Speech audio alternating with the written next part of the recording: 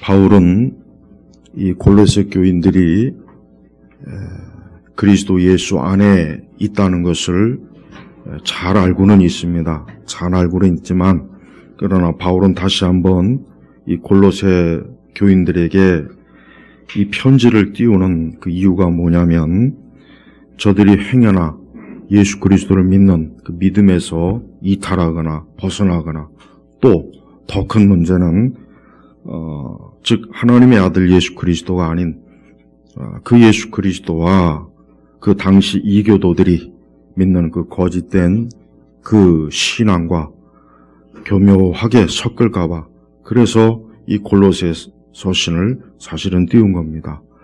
사실은 특별히 뭐 예수님 그러니까 사도들 당시에도 그랬지만은 우리가 교회 역사를 보면은 예수 그리스도에 대한 많은 신학적인 논쟁이 있었어요.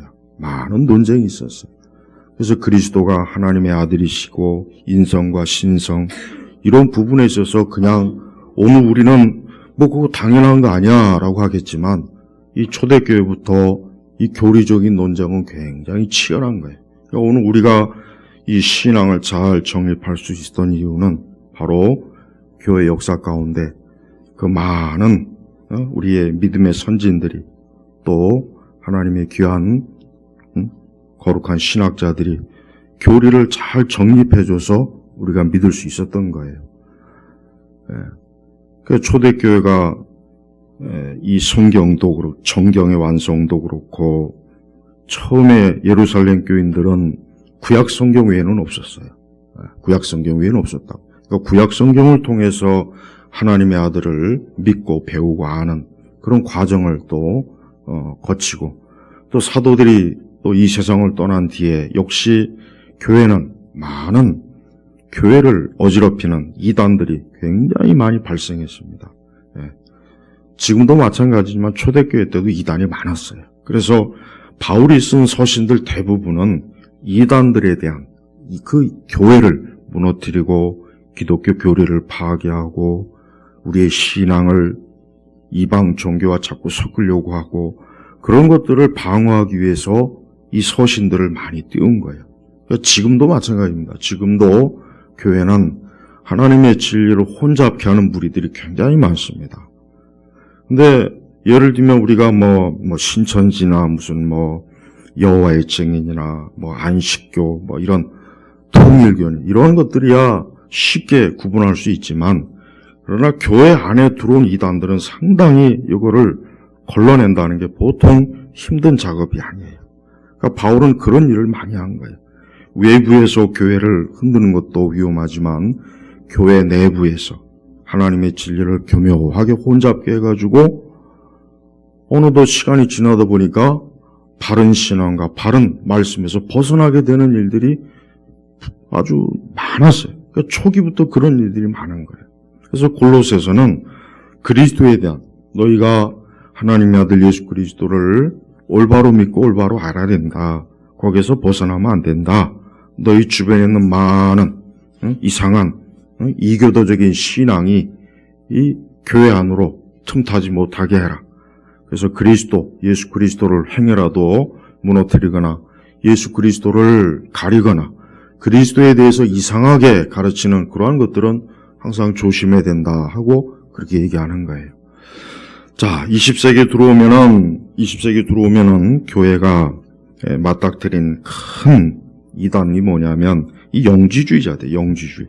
근데 영지주의는 이미 교회 초기 때 많이 있었습니다. 영지주의 신앙이 많이 이게 교회 안으로 지금 많이 들어와 있어요. 그래서 이 영지주의 이단들이 이미 이 골로새 교회에도 들어왔던 거예요, 사실은. 그러니까 이 바울이 이 골로새 교회에다가 미리 너희들이 절대로 다른 예수를 얘기하는 그러한 자들의 귀를 기울이지 못하도록 아예 그냥 미리 못을 딱 박아놓는 요거 이 골로새 서신을 띄우는 겁니다. 이 영지주의자들은 제5복음서라는 게 있어요. 제5복음서. 우리가 사복음서만 알고 있지 제5복음서가 뭐냐? 그것은 영지주의 복음서예요.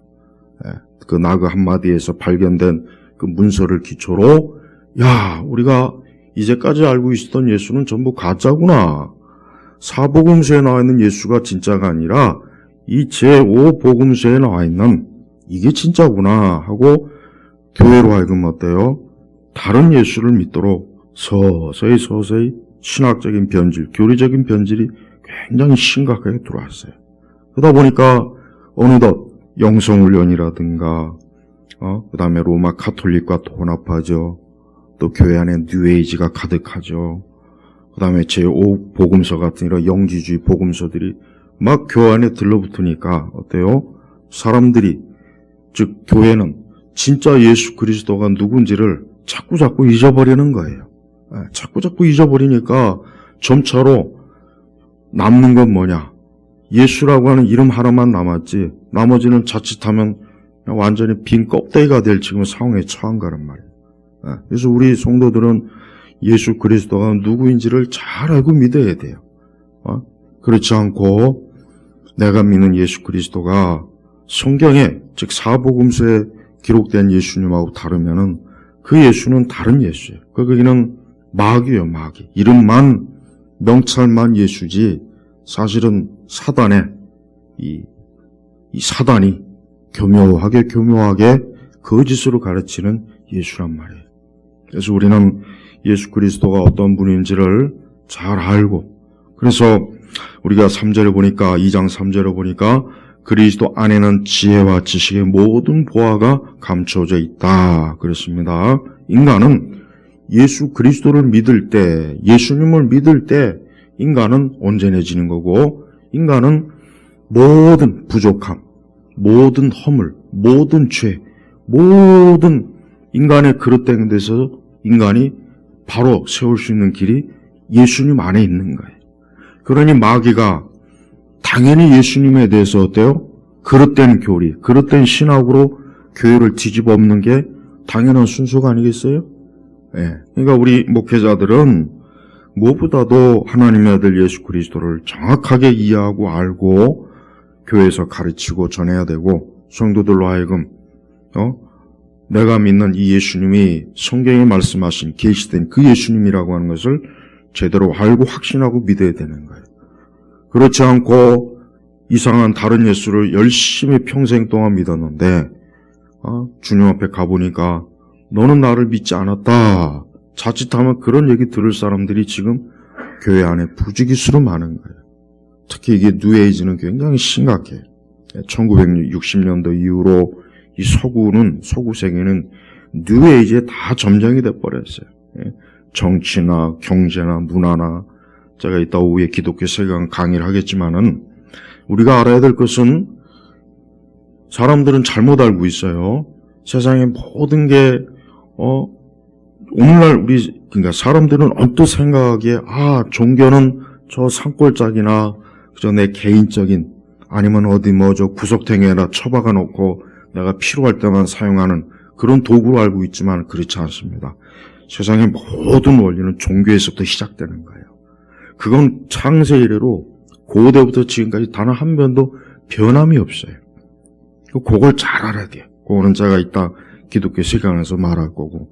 그러니까 교회는 하나님을 믿는 바른 믿음 안에서 정말 제대로 쓰지 않으면 교회는 자칫하면 그냥 무너져. 근데 그 무너진다는 게 교회가 문을 닫는다는 의미가 아니에요. 그보다 더 심각한 건 뭐냐면, 교회 안에 사람들도 가득하고 예배당도 크게 짓고 많이 모이고 기독교 사역이 또 활발한데 가만히 속을 들여다보니까 거기는 진정한 예수, 진짜 하나님이 계시한 하나님의 아들 예수가 아니라 다른 예수가 개판을 치고 있는 거예요. 그래서 우리가 천주교하고 절대 손을 잡으면 안 되는 이유도 거기에 있고, 종교다운주의도 절대 안 되고 혼합주의도 안 돼요. 유엔이나 툭하면 세계 종교회의 같은 거래요. 툭하면 세계 종교회. 그럼 세계 종교회를 하면은 그 주도 세력이 누굽니까? 로마 천주교란 말이에요. 그래서 이것들이 온 세계 모든 종교란 종교는 다 끌어모아가지고 뭐합니까? 종교 축제와 종교 잔치를 하는 거예요. 그러니까 어느덧 기독교도 거기에 많이 흡수가 돼가지고, 그래서 우리 기독교 내에도 이미 어때요? 그런 영향을 깊이 깊이 있게 받아들이는 거예요. 근데 그러한 것들이 하루아침에 들어오면 누구나 다 알아채잖아요.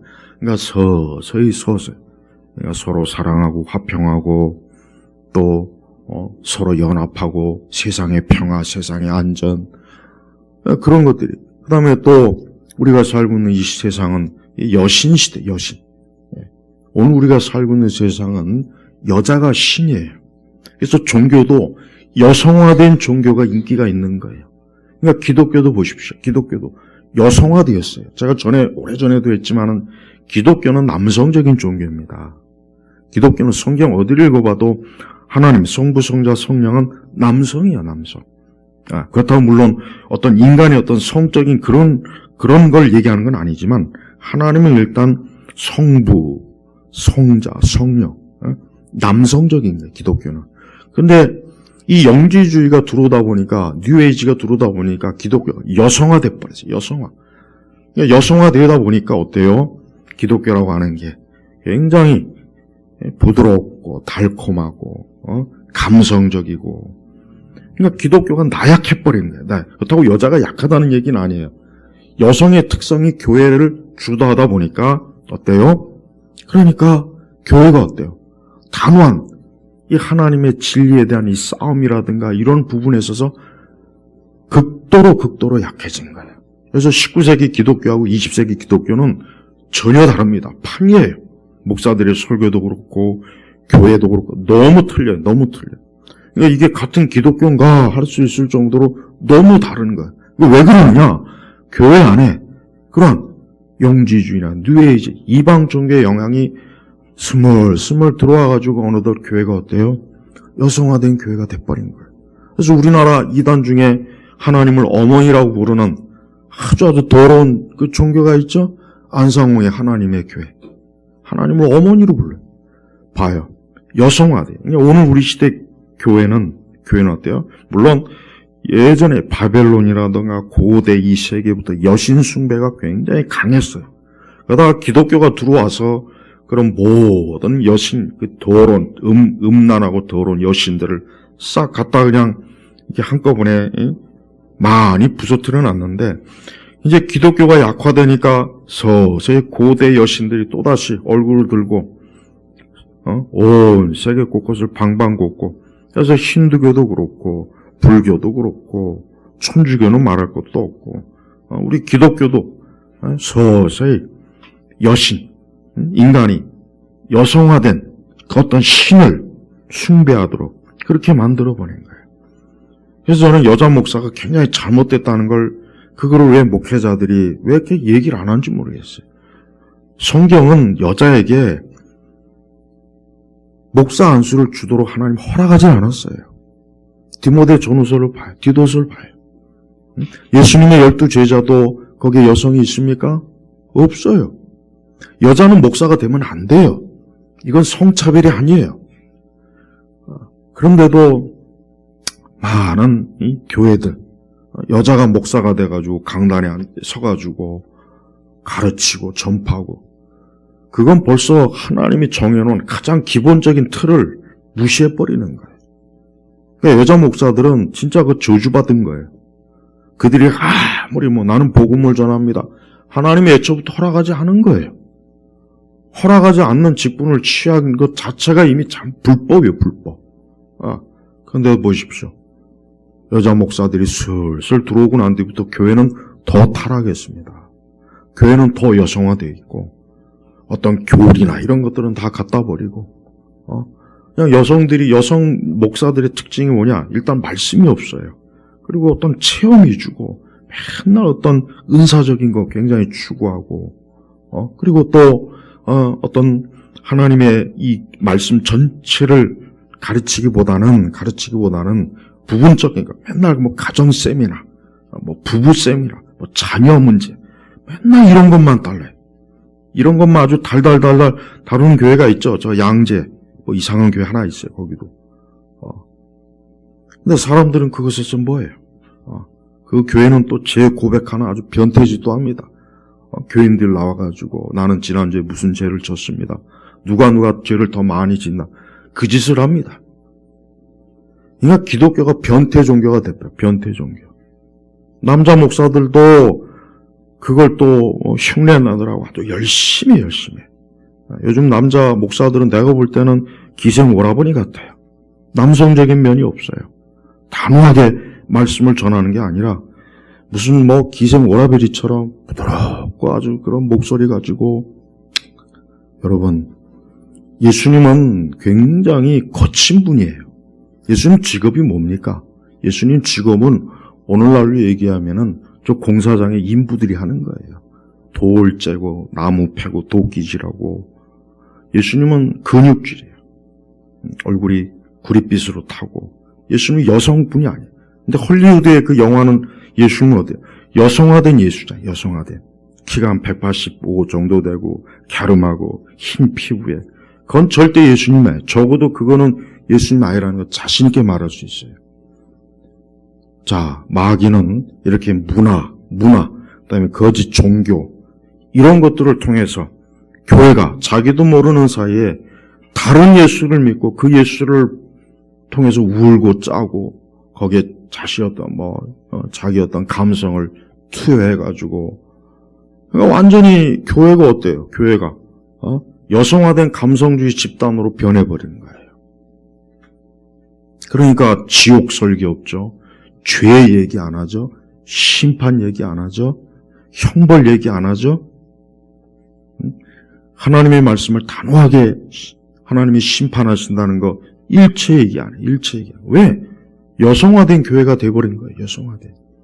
그러니까 그거 하나부터가 벌써 그 교회가 잘못 가고 있는 거예요. 잘못 가고 있는 거. 제가 수요일 날 이제 복음서를 시작할 텐데, 우리가 믿는 기독교와 내가 알고 있는 예수님이 정말 성경에서 말하는 건지, 이게 나도 알지 못하는 새에 어디서 보고 주워들은 영화나 소설이나 드라마나 어디 이상한 데서 주워들은 그런 예수를 말하는 건지, 그걸 좀 잘 분별해야 됩니다. 그래서 우리 성도들은 참된 그리스도, 예수 그리스도를 믿는 그 믿음을 가지고 있어야 우리가 구원받는 것이고 우리가 하나님의 자녀가 되는 것이에요. 바울은 그 일을 위해서 자기가 뭡니까? 교회 일꾼이 된 거예요. 그래서 24절에 보니까 자, 1장 24절에 보니까 이런 말씀이 있습니다. 자, 지난주에 못한 거 있죠? 그분의 몸인 교회를 위하여 그리스도의 남은 고난을 내 육체에 채운다. 그러니까 바울은 자기가 그리스도를 위해서 그리스도의 몸된 교회를 위해서 모든 고난을 다 받는 걸 감수하는 그런 그리스도를 위한 고난에 대해서 전혀 기피하거나 그를 보고 도망치거나 그러지 않고 기꺼이 나는 주의 몸된 교회를 위해서 그리스도를 위해서 고난을 받겠다라는 거. 이게 뭡니까? 바울 자신이 뭡니까? 예수 그리스도의 십자가의 고난을 너무 잘 알고 있는 거예요. 그리스도의 십자가의 고난을 인하여 자기가 구원받았고 그걸 통해서 교회가 세워졌기 때문에 자기가 어떻게 그리스도의 몸된 교회를 위한 고난을 회피하고 도망치느냐 이거예요. 근데 오늘 우리 시대는 교회를 위한 고난을 잘 안 받아요. 흔히 하는 말로 예배당 지은다 그러면 다 도망갑니다. 다 도망가요. 그러다 예배당 지으면 또 바퀴벌레처럼 다 모여요. 저는 그거 한 가지만 해도 절대 예배당을 지으면 안 되겠구나. 이게 사람들이 어때요? 그리스도를 위한 고난은 당하는 건 싫어하고 그리스도의 축복은 그냥 막 탐욕이에요. 탐욕. 교회가 그렇지 않습니까? 사람들이 예수님을 위한 고난은 회피해요. 그 대신 예수님이 주시는 축복과 위로와 그거는 막 그냥 아주 미친 듯이 사모해요. 이건 바울의 정신하고 전혀 맞지 않는 거예요. 바울의 신앙은 기독교 신앙이에요. 그러나 그리스도의 고난을 회피하는 신앙은 기독교 신앙이 아닙니다. 얼마나 많은 사람들이 그 알량한 신앙, 그냥 자기 어떤 축복과 그것만을 위해서 교회 다니는 사람들 엄청나게 많습니다. 그 사람들 안 됐지만 그 사람들은 구원받은 사람들이 아니에요. 그리스도의 고난을 회피하는 사람은 그 사람은 교인인도 아니지만 그리스도인 자체가 아니라는 걸 우리가 꼭 알아야 됩니다.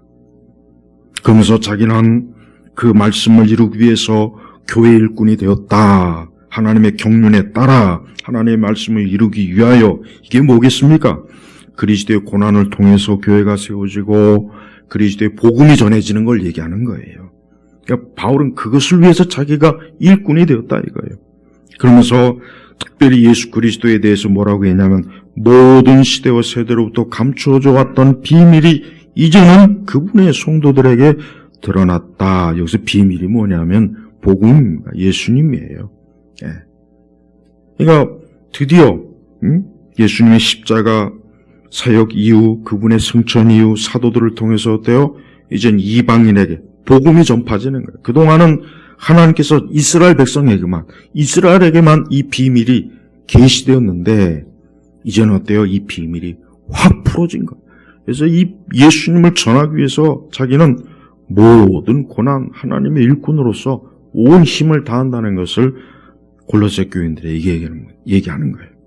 그래서 27절에 하나님께서는 이방인들 가운데서 이 비밀의 영광이 풍성이 무엇인지 그분의 성도들에게 알려고자 하셨다. 이 비밀은 너희 안에 계신 그리스도 곧 영광의 소망이시다. 이 비밀. 이 세상엔 비밀이 많아요. 세상에 많은 비밀이 있습니다. 그러나 그런 비밀들은 알아도 상관없고 몰라도 상관없어요. 그런 건 별로 중요한 게 아니에요. 진짜 비밀이 뭐냐? 정말 드러난 비밀, 예수님이에요. 이거는 창세 이후로 에덴 동산에서 그 아담과 하와가 쫓겨난 이후로 인류의 역사를 보면은 결국은 마귀도 그렇지만 이 그리스도가 계시되는 것, 이게 가장 핵심이에요. 그래서 모든 이방 신화와 종교를 보면은 이 비밀, 예수 그리스도, 하나님의 아들이 오심을 어느 정도 다 보여주고 있어요. 근데 그걸 복음을 통해서 하나님이 확고하게 그 비밀을 드러내 준 거예요. 그래서 우리는 그 무엇보다도 이 성경의 말씀을 통해서 이 비밀을 열심히 알려고 해야 돼요. 열심히. 그러니까 바울은 자기는 그 일을 지금 하기 위해서 하나님의 일꾼이 되었다라고 얘기하는 거예요. 그러니까 바울은 다른 사명이 아니에요. 예수님을 증거하는, 사람들에게 예수님을 증거하는 거예요. 바울은 그 당시 바울의 살던 시대는 어떠한 시대입니까? 사방 천지가 예수님을 모르는 사람이요. 사방 천지가 그리스 로마의 신들이 가득하고 게르만의 신이 가득하고 거기다 애굽의 신들이 가득하고 바벨론도, 그러니까 사람들이 그런 허망한 것을 믿고 허망한 것에 빠져가지고 인생을 사는 거예요. 그래서 그런 사람들에게 이 비밀, 예수님에 대해서 바울은 부지런히 증거하는 거예요. 너희가 믿고 있는 그 모든 것들은 사실 다 너희를 저주받게 하는 것이고 너희의 인생을 고통스럽게 하는 것이고 너희를 그 죄 가운데 멸망하게 하는 거다. 지금도 마찬가지입니다. 지금도 예수 그리스도를 믿지 않는 자들은 다 똑같은 거예요. 지금도 예수님 믿지 않는 자들은 다 그 허망한 것을 붙잡고 지금도 사는 거예요. 세상의 영광, 명예, 명성, 이 세상의 지식, 이 땅의 허망한 종교들, 그런 것들을 붙잡고 자기 인생을 살아보려고 무진장 애쓰는데 다 그릇된 거예요. 우리 성도 여러분이 다른 그 무엇보다도 예수님에게 소망을 두고 예수님을 믿고 예수 그리스도 안에 있다면은 이제 더 이상 완전할 필요가 없어요. 더 이상 완전할 필요도 없고 더 추구할 인생도 없어요. 이 세상 사람들 보면은 저는 많은 인물에 대한 이런 기사들을 쭉 보면은 참 뭐라 그럴까 안타까워요. 안타깝고 좀 한심하기도 하고 그렇게 많이 세상에서 배운 사람들, 세상에서 그렇게 많은 것들을 좀 뭔가 많이 알고 어떤 사회적인 신분도 있고 그런 사람들이 예수님 안 믿는 거 보면 참 안타까워요. 그러니까 그 사람들이 붙잡고 있는 게 뭐냐? 그냥 장난감이에요, 장난감. 하나님 보실 때는 그냥 장난감들이에요. 근데 그런 걸 붙잡고 무슨 대단한 뭐가 있는 동, 만동, 그거 보면 안타까워요. 예수님 믿지 않고 맨날 법정 그 이상한 그 승려 책이나 파헤치는 사람들. 그 책에서 뭐 밥이 나옵니까? 쌀이 나옵니까? 진짜. 거기서 뭐 돈이 나옵니까? 난 불교에 빠진 사람들 보면 참 안타까워요. 불교는 뭡니까? 무신론이에요, 무신론. 불교는 애초부터 신이 없다는 거예요. 우리나라 와가지고 점점 이렇게 펴지다 보니까 완전히 변태 종교가 더 돼버렸는데, 그럼 불교를 붙잡고 거기 가가지고 거기에 무슨 소망이 있겠어요? 다 뭡니까? 귀신을 숭배하는 거예요. 마귀의 노예하는 거예요. 제발 여러분들, 우리의 구세주 되신 예수님을 그분만 바라보십시오. 그분에게만 소망을 두세요. 다른 데는 눈 돌리지 마세요. 다른 데는 절대 일체 어떤 것에도 거기에 눈을 돌리지 마십시오. 그분만이 하나님께서 이제는 온 땅에 있는 사람들에게 이제는 예수 그리스도를 믿고 너희가 영광의 소망으로 그 소망을 안고 살아가라. 하나님 주신 거예요. 그래서 28절에 보니까 우리가 그분을 전파하여 모든 사람에게 권하고, 보십시오. 모든 사람에게 권하고 모든 지혜로 모든 사람을 가르치는 것은 모든 사람을 그리스도 안에서 완전한 자들로 세우려는 것이다. 그러니까 사람이 예수님을 안 믿으면은 인생이 어때요? 그 삶 자체와 인격과 그 모든 것이 뭡니까? 그냥 아무것도 아닌 거예요. 그냥 쓰레기예요, 쓰레기. 아무 볼 것도 없는 거예요. 그가 뭐 대통령이든 장관이든 패션 모델이든 연예이든 돈 많이 버는 사업가건 그리스도 안에 있지 않으면 누구라 할 것 없이 어때요? 그는 인간으로서의 실격, 자격이 안 돼. 자격이 안 되는 거예요. 자격이 안 되는 거예요. 이건 굉장히 심각한 거예요. 그러니까 하나님께서는 우리 사람들을, 우리 죄인들을 에덴 동산에서 선악과를 먹고 타락했잖아요. 그래서 죄인이 돼버렸어요. 하나님과 원수가 돼버렸어요. 그 이후에 벌어지는 일은 여러분이 알다시피 지옥 같은 세상을 만들어버렸어요. 지옥 같은 세상. 인생 자체가 지옥이 돼버렸어요. 인생 자체가 지옥이 돼가지고 엉망이 되는 거예요. 여러분 이 세상에 얼마나 그런 일들이 많지 않습니까? 왜 그렇겠습니까? 그리스도 예수 안에 있지 않기 때문에 그러는 거예요. 그래서 그러는 거예요. 그래서 그것 때문에 모든 인생들이 어때요? 아무리 발버둥을 치고 아무리 진짜 인간으로서의 온전한 삶을 살고 싶고 나아가려고 해도 안 되는 겁니다. 바울은 자기 자신도 예수님 믿기 이전에 자기의 상태를 잘 알고 있는 사람입니다. 그래서 바울은 누구보다도 그리스도 바깥에 있는 인생은 정말 아무것도 아니고 쓸모도 없고 평생을 그저 하나님과 원수지간이 돼가지고 그렇게 살다 허무하게 죽는 존재라는 걸 바울이 너무 잘 아는 거예요. 그래서 그리스도 예수님을 믿고 나서 그분을 보고 나서 그분을 만나고 나선 이젠 나는 그리스도 외 예수 외에는 다른 모든 것들을 다 그냥 아주 오물처럼 여긴다.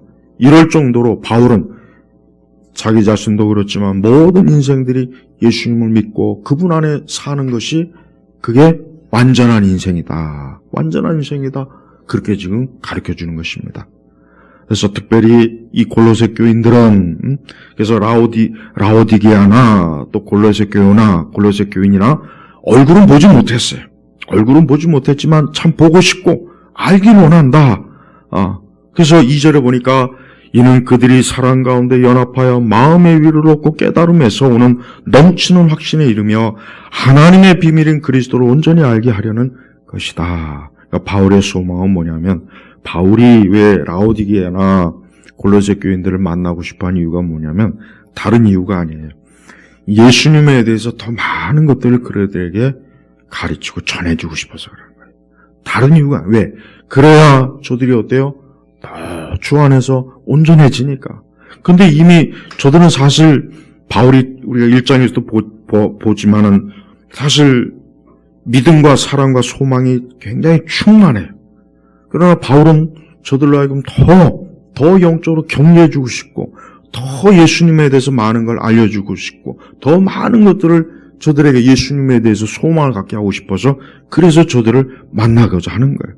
그래서 사랑 가운데 연합하여 마음의 위로로 깨달음에서는 넘치는 확신에 이르며 예수님 믿음으로 생기는 좋은 변화가 뭐냐?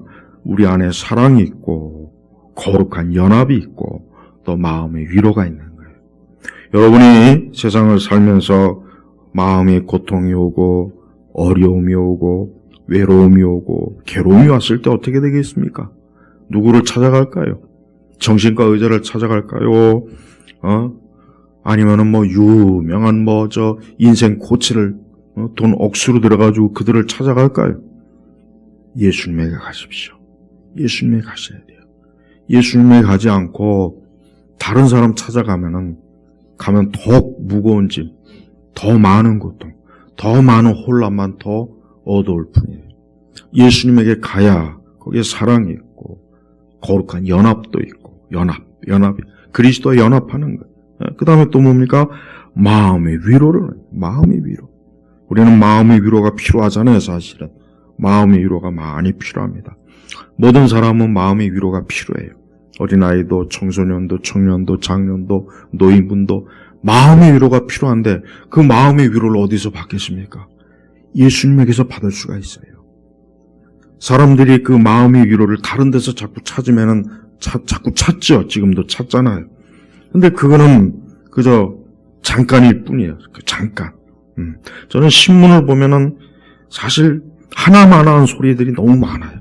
신문이나 이런 걸 보면은 그저 하나만한 별 쓰잘데없는 얘기 그냥 이렇게 이렇게 수필식으로 적어놓은 그 기사들이 조그만 기사들이 매일 있거든요. 그 읽어보면은 별소리 아니에요. 아무것도 아니에요. 대단한 것도 아닌데 신문에다 그 글을 넣냐. 거기다 차라리 성경 말씀이나 좀 매일 좀 넣지. 그 사람들이 그런 허망한 그 소소한 별것도 아닌 거, 자기 인생을 진짜 도와주지도 못하고 아무 근원도 없는 거에다가 위로를 삼는 거예요. 어떤 사람은 음식을 먹는데 위로를 삼고, 어떤 사람은 자기 취미생활, 어떤 사람은 도자기 굽는 거, 어떤 사람은 그림 그리는 거, 어떤 사람은 음악, 어떤 사람은 사업, 별게 다 있어요. 근데 보면 별거 아니에요. 그게 뭘 그렇게 위로가 될까? 내가 볼 때는 그냥 시시한데. 인간의 진정한 위로는 예수님밖에 없어요. 죄인들에게 있어서 진정한 위로는 그리스도 외에는 없습니다. 하나님께서 애초부터 그렇게 만들어 놨어요. 하나님이 애초부터 사람을 만들 때 또 인간이 죄 가운데 타락해서 하나님하고 멀어졌지만, 그래서 하나님이 마련해 놓은 유일한 길이 뭐냐?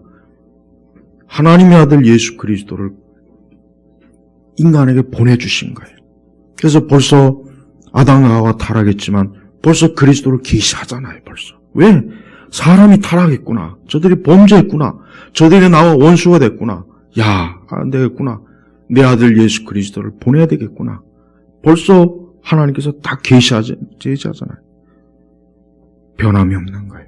앞으로 이 세상 끝날까지, 주님 오시는 그날까지 우리가 알아야 할 것은, 이 세상은 아무리 자기 마음대로 발버둥을 치고 아무리 별 수단을 다 써도 예수님에게 오지 않는 한, 예수님을 믿지 않는 한, 예수님과 함께 하지 않는 한 마음의 위로는 없는 거예요. 아무리 절에 가보십시오. 아무리 좋은 책을 읽어도, 아무리 좋은 걸 먹고 마시고 별짓 다 해도 안 돼요. 계속해서. 그래서 우리 기독교의 유명한 인물 어거스틴이 그랬잖아요. 그리스도 안에 있지 않는 한 자기에게는 참된 안식이 없다. 예수님 안에 있기 전까지는 안식이라는 게 없다고 어거스틴이 그 유명한 고백이 있지 않습니까? 그게 바로 모든 사람이 사실 알고 있는 거예요. 모든 사람이 알고 있는 거예요. 예수님 없이 인생을 사는 사람들은 참 불쌍하다는 표현보다는 허무합니다. 허무한 거예요. 무슨 1000년을 사는 것도 아니고 몇백 년을 사는 것도 아니고 기껏 해봐야 한 5, 60년, 7, 80년 죽기 한 10년, 15년 전엔 또 병상에서 골골대다가 숨도 제대로 못 쉬고 손발도 제대로 움직이지도 못하고 늙어가지고 그저 휠체어에 가만히 앉아갖고 지는 해나 바라보고 떠오르는 해나 바라보고 그게 인생이에요. 세상에 대단한 사람도 다 그렇게 가는 거예요. 보세요. 얼마나 허무합니까? 이게 뻔한 건데, 그 뻔한 걸 왜 자꾸 빨리 탈피할 생각 안 할까요? 예수 그리스도 외에는 다른 길이 없습니다. 우리 성도님들 다른 거는 아무리 찾아봐야 없어요. 그래서 그리스도 안에는 지혜와 지식의 모든 보화가 감추어져 있다. 그러니까 사람들이 정말 추구하는 모든 좋은 게 예수님에게 다 있는데, 근데 바울이 보니까 아니 그 예수님 외에 다른 걸 막 찾아가니까 참 안 됐다. 아니 예수님 안에 모든 게 다 있는데 아니 왜 다른 데를 자꾸 찾아가냐? 왜 다른 이상한 데 자꾸 찾아가서 그렇게 없는 걸 자꾸 구하느냐? 이렇게 얘기하는 거예요. 응? 그래서 4절에 보면은 내가 이것을 말하는 것은 아무도 교묘한 말로 너희를 속이지 못하게 하는 것이다. 아까 제가 서두에 그랬죠? 보세요. 예수님, 하나님의 아들 예수님 안에 지혜와 지식의 모든 보화가 다 감춰져 있어요. 그러니까 이 마귀 같아요. 이 예수님을 사람들이 제대로 찾지 못하게 해야 되겠구나, 가려야 되겠구나, 다른 식으로 예수님을 교묘하게 속여야 되겠구나. 그런 교묘하려 속여가지고 어때요? 다른 예수를 믿게 만드는 거예요. 우리 성도 여러분들은 예수님에 대해서 그저 막연한 감정이나 그저 막연한 그저 예수님 그렇게 찾지 마십시오. 성경에 계시한 하나님께서 말씀에서 계시한 그 예수님을 내가 알고 믿어야 됩니다. 그래야 구원받는 것입니다. 그래야 그 예수님을 통해서 우리는 어때요? 지혜와 지식의 모든 보화가 어때요?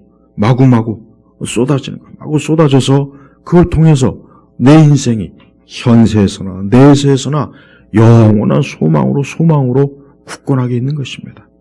그래서 5절에 보니까 내가 비록 육신은 떠나 있으나 영으로는 너희와 함께 있어 너희의 질서 있게 사는 것과 그리스도를 믿는 너희 믿음이 굳건한 것을 보고 기뻐한다. 바울이 이 골로새 교회는 참 칭찬 일색이에요. 칭찬, 아주 그냥 1장부터 보면 칭찬이 계속 나와요. 너희의 질서 있게 사는 것과 질서 있게 산다는 게 뭐예요? 말씀대로 사는 거예요. 말씀에서 벗어나지 않고 말씀대로 너희가 살고 있는 것과 또 뭡니까? 그리스도를 믿는 너희의 믿음이 굳건한 것. 굳건한, 흔들리지 않는 것. 다른 데 눈 돌리지 않는 것. 다른 이상한 데 눈 돌리지 않는 것. 이 골로새 교회는 성경에 바울이 어떤 상대하는 교회 중에 가장 칭찬을 많이 받는 교회가 골로새 교회. 그래서 이 골로새 교회의 특징이 믿음, 또 사랑, 소망이 가득하죠. 또 사랑 가운데 연합하고 마음의 위로를 얻으면서 성도들 간에 그런 은혜가 가득하죠. 또 거기에다가 하나님의 말씀에 따라 사는 아주 질서 있는 고린도 교회하고 너무 대조가 돼요. 신약 성경에 나와 있는 교회 중에 최악의 교회가 이 고린도 교회거든요. 그러니까 바울이 얼마나 근심이 많으면은 고린도 교회에 가장 많은 편지를 보냈어요.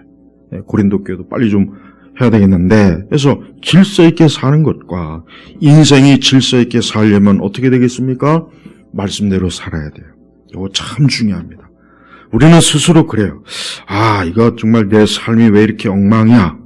내 삶이 왜 이렇게 좀 뭔가 이게 뭐 무질서하고 뭔가 되는 것도 없고 하여튼 이상해.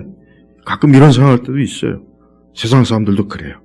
세상 사람들도 그래서 좀 어떻게 하든지 자기의 삶을 잘 살아보려고 애를 써요. 노력도 합니다. 부지런히 뭐 하여튼 자기 나름대로 수단과 방법을 가리지 않고 뭘 자꾸 하는데 말씀이 없기 때문에 안 되는 거예요. 그래서 인간이 질서 있게 살려면 어떻게 됩니까? 하나님 말씀, 그 말씀 안에서 살아야 질서가 있는 거예요. 말씀을 벗어나면 이탈된 겁니다. 이탈이 된 거예요. 마치 그 기차가 철로를 따라 가야 정상적으로 가는 건데 그 철로를 벗어나면 탈선. 벗어난 거예요. 궤도를 벗어난 거예요. 그러니까 인생이 이 세상에 태어나는 그 순간 궤도를 벗어난 겁니다. 벗어난 채로 태어나는 거예요. 그러니까 여러분, 아이들의 인생을 꿈이나 낭만적으로 보면 안 돼요. 내 아이가 하루빨리 질서 있는 인생을 살려면 어떻게 되겠습니까? 빨리 그 아이가 예수님 믿어야 됩니다. 예수님 안 믿고 아무리 좋은 대학 가고 소용없어요. 예수님 안 믿고 아무리 좋은 기업에 들어가도 소용없고 결혼 잘해봐야 아무 소용없고 좋은 집에 살아도 아무 소용없습니다. 왜? 이미 이탈된 거예요. 이미 이탈됐어. 궤도 자체가 이미 이탈된 상태에서 세상에 나오는데 그게 뭐가 좋을 게 있겠어요. 그래서 그 궤도를, 그 인생을 빨리 어떻게 해요? 예수 그리스도 말씀에 딱 빨리 궤도로 들어와야 이젠 제대로 가는 거란 말이에요. 천국까지. 예. 그래서 수많은 뭐 철학이고 뭐 철학 개뿔 아무 소용없어 아주. 철학의 우리가 보통 집을 쓰는 철학이 한 100가지가 넘습니다. 100가지. 많죠. 쓰레기는 원래 많은 법이에요. 원래 쓰레기는 많은 법. 근데 아무짝에도 쓸모없는 거예요. 철학도.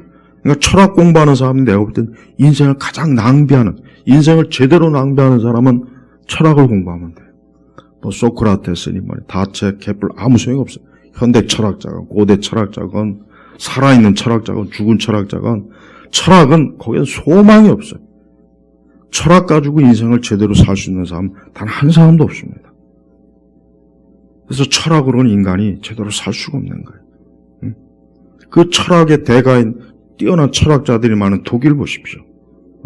엉망진창으로 막 2차, 1차, 2차 대전 막 엉망이죠. 난 메르켈을 왜 이렇게 칭찬하는지 이해가 안 가요. 그 여자 때문에 그 독일이 막 이민자들로 인해서 나라가 개판이 돼버렸는데. 여러분의 삶이 질서가 없다 생각하는 건 그런 마음이 들면 말씀을 통해서 점검해야 돼. 아, 내가 말씀 안에 있는가? 이렇게 주의를 성수하는 것도 이게 질서예요, 질서. 내 삶을 바르게 가게 하는 거예요. 주의를 주의를 지키지 않는 건 뭡니까? 벌써 궤도 이탈을 해도 한참 이탈한 거 한참. 한참. 끝도 모를 이탈이에요, 일단. 근데 사람은 내가 내 인생을 잘 알아. 자기가 잘하는 것처럼 착각하는 거예요. 또 이상한 개똥 철학 어디 가서 보고 듣고 주워가지고 그것대로 인생을 살면 뭐 되겠지? 안 됩니다. 인간은 하나님 말씀이라고 하는 궤도 안에 들어오지 않는 이상은 절대 안 되는 거예요. 그걸 알아야 돼. 근데 골로새 교인들은 질서 있게 말씀 안에 거기다가 그리스도를 믿는 너의 믿음이 굳건한 거예요. 예수를 믿는 믿음이 흔들림이 없어요. 하나님의 아들 지금도 살아계시고 지금도 나와 내 삶을 붙잡아 주시고 내 구원자시고 내 모든 죄와 허물을 십자가에서 대속해 주신 그 하나님의 아들을 굳게 믿는 흔들림이 없어요. 우리에게 필요한 건 바로 이런 것입니다. 인생은 이러한 가장 하나님이 주신 이 귀한 것을 소유하지 못한 사람은 아무 쓸모가 없습니다. 소용이 없어요. 아무리 자기 자신이 노력해도 안 돼요. 아무리 뭐 별짓을 다 해도 말씀 안에 있지 않고 그리스도를 믿는 믿음이 없는 인생은 계속 어때요? 그냥 무너지는 거예요. 오늘 무너지고 내일도 무너지고 계속 무너지는 거예요. 자꾸 뭘 해도 무너지고 이걸 해도 무너지고 여길 가도 무너지고 저쪽 가도 무너지고 소망이 없습니다.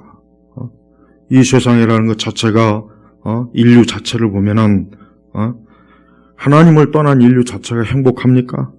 행복은 없어요.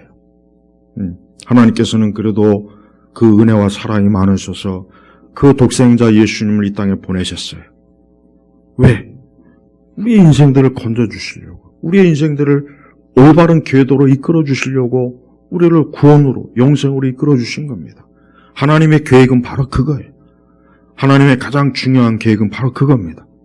우리는 그 계획을 잘 이해하고 잘 받아들여야 돼요. 우리가 우리 자신의 인생의 계획을 아무리 세워도 하나님이 축복하지 않고 하나님이 함께하지 않으면 안 되는 거예요. 그래서 우리는 우리의 인생을 말씀 안에서 그리스도 안에서 우리의 인생을 세우기를 힘써야 돼요. 그게 완전한 겁니다. 다른 길은 없어요. 다른 길은 다 사망과 멸망의 길이에요.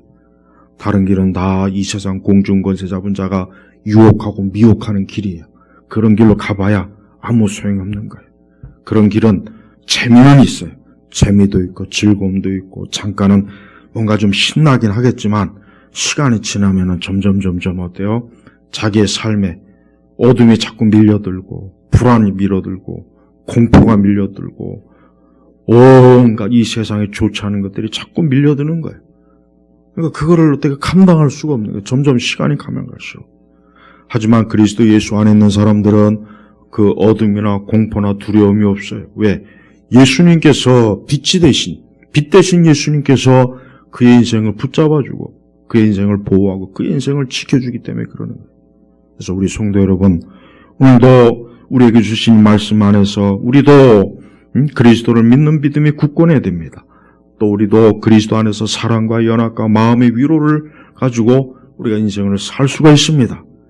다른 곳에 가지 마시고 다른 데 기웃거리지 마시고 오직 하나님의 아들 예수 그분을 바라보면서 그 굳건한 믿음 안에서 사는 그런 복된 인생 되시길 주의 이름으로 축복합니다. 기도하겠습니다. 하나님 아버지 감사합니다. 오늘도 이 거룩한 주일에 우리에게 허락하신 하나님의 귀한 예수 그리스도의 말씀을 허락하시니 감사합니다. 오늘 이 말씀을 듣는 우리 교우들이 오늘 말씀에 따라 그리스도 안에 감추어진 모든 지혜와 지식과 보화를 아주 풍성하게 평생토록 주님이 주신 그 존귀한 것들을 누리며 사는 그러한 인생들이 되게 하소서. 예수 그리스도의 이름으로 기도 올렸습니다. 아멘.